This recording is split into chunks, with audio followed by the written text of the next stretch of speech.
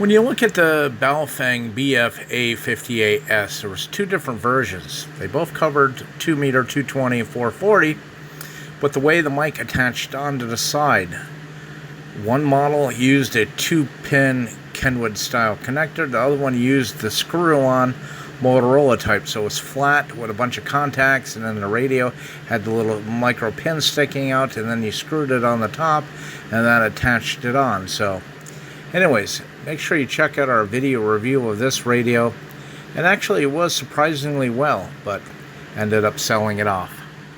I'm going to throw this one in here just because I had one and I thought it was an exceptional radio, very well built, commercial quality, amazing sensitivity, selectivity, and that's the KG UV-D1P. Comes in either 2 meter 220 or 2 meter 240 version, and I believe this was also 128 memory channels, but this radio had that nice commercial quality feel and had a really good receiver that was comparable to, say, my ICOMs. You know, I've tried to research where you could find one of these. I found it mentioned, did a little screenshot of it here, but I'd be damned if I can find out where it's for sale. So anyways, 220 to 260 and 400 520. Not a bad choice if you can ever find one. And make sure you check out my video on the UV-S9. Mine arrived broken, had issues, and sadly I had to send it back and never replaced it. So hopefully your mileage may vary better. And make sure you check out my video on the UV-S9. Mine arrived broken, had issues, and sadly I had to send it back and never replaced it. So hopefully your mileage may vary better. The other option for a 220 enabled radio is the UV5X3. Radio Oddity has this at this time of this video for $39.99. I remember back when that was a $29 radio. Some people like them, some people hate them. I'm not a big fan of Baofeng. In case you're looking for another 220 enabled radio, but don't like this one, Kenwood does make the THF-6A. It's going to cost you about $329, but it will do single sideband and receive all the way up to 600 megahertz. Anything above 600 megahertz, only AM, FM, or wide FM. Now the TH350 really shined. If I remember right, it was 7 watts on 220. I think I had 5 watts on 2 meters and maybe like 5.5 watts on 440. You'd have to go back and check out the videos. Did a couple different videos in this radio, but it was really neat. I had the tri-band or tri-display, and it was tri-band. Not a bad radio. Felt real well in the hands. It was well built.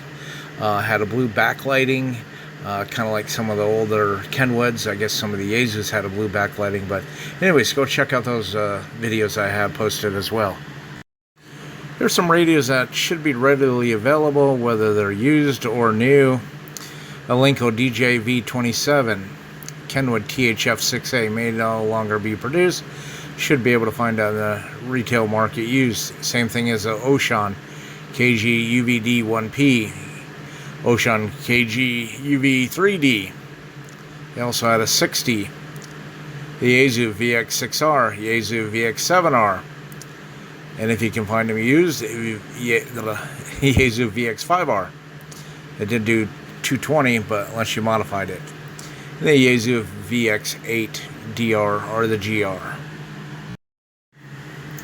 I'm not trying to promote anybody's antennas, but I do use these Nagoya NA771s. Been having really great luck with them since probably almost as long as I've been in the ham radio hobby, 30-something years. So let's go down Nagoya's list. They got the NA810, which is a stubby, NA701, the standard whip, NA717 Ultraflex whip, kind of like the Comet SMA24. Of course, my favorite, the NA771, NA24J, also like the Comet SMA24. Here's one I haven't been able to find, at least for the tri-benders I had. I found a copycat aftermarket one.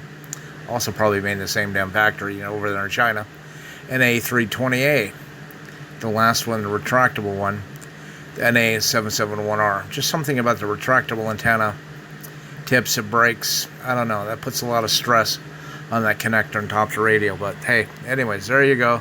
There's some antennas that you can use for these different radios. Hope that helps.